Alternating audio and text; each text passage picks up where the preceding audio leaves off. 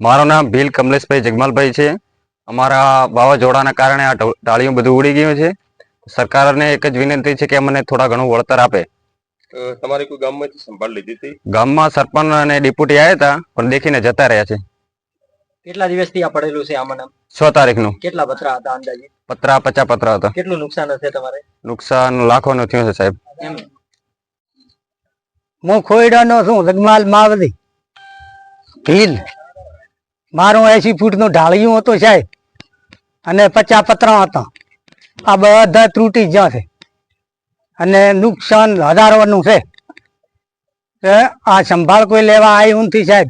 પીરાઈ ધોવા આવ્યા હતા ડિપ્યુટી સરપંચ, પણ એ ચેડના આવ્યા નથી અને આવ્યા હતા કે ખેતરોમાં રાહત મળશે નહીં તમને, આવું મને કીધું।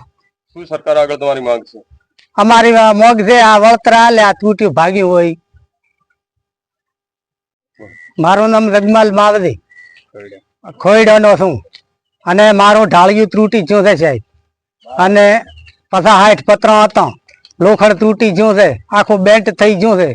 અને આ સાહેબ સંભાળ લીધી, ખૂબ સારું કહેવાય। અને હવે બીજો કોઈ મારો સહારો છે નહીં, તમે વળતર આલો એ ખરું સાહેબ। અને સરકાર કોઈ હાલતી નથી, અને એમ કહે છે કે ખેતરોમાં લાભ ન મળે।